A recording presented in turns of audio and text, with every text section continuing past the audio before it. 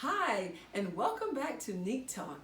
In this segment, we're going to be discussing Chapter 8 of my book, and the title of that chapter is The Impact of Virtual Learning on Black and Brown Students Having Similarities of the Summer Slide.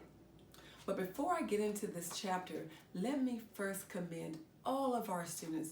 You guys have done an amazing job with the unknown, this pandemic. None of us could have ever imagined what occurred, something that we've never seen before.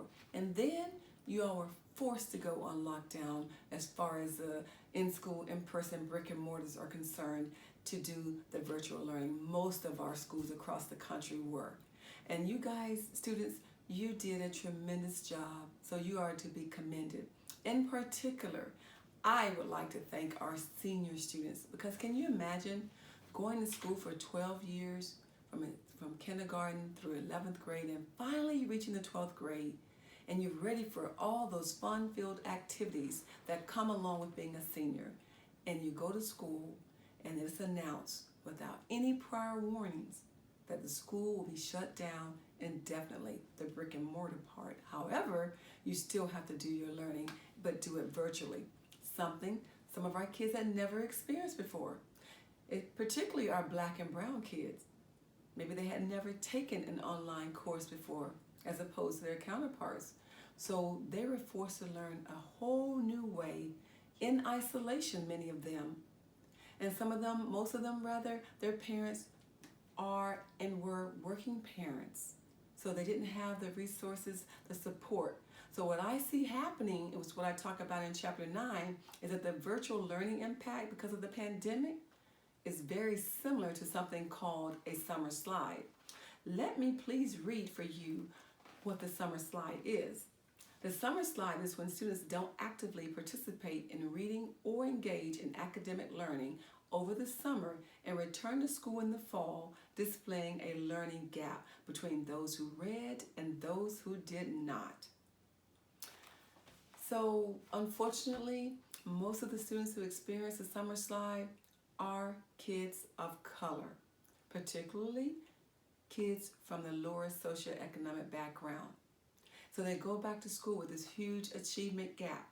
They have to make up for all the time that's been lost, and many times they're placed in remedial courses.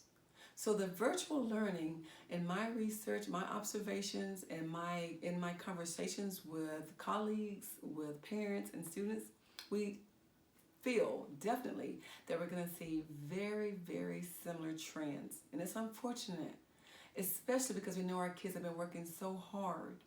So I say to you all, to the village, to the community, if you have, for example, a community center, if you have extra resources, after school help, for example, extra books kids could read for pleasure, tutors, anything at all that could help our kids avoid this gap that we expect to see, because it's ongoing.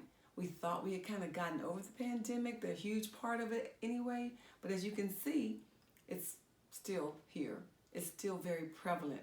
As a matter of fact, I was watching the news very recently, which I don't enjoy watching the news anyway because it's always pretty negative, but they talked about in one county, like there were so many schools being shut down and they did not have a return date because of the pandemic.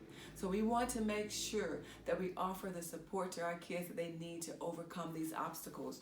Also in chapter 8, I'd like to share with you just a few suggestions to the parents and to the students. Ask the guidance counselors for support.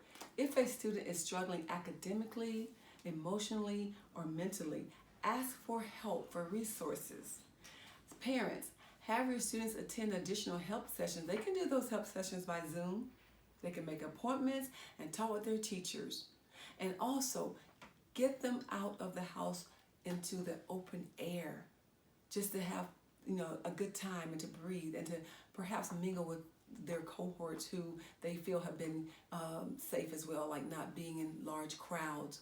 Anything we can do to ensure that our kids are being safe while social distancing and taking care of themselves, but they need extra support. So parents, I say to you, if you need the help, it's there. Just reach out, ask for it, speak with the guidance counselors first, And kids, if you want to even write to me personally, feel free to reach out to me at anithajones.com. That's my website.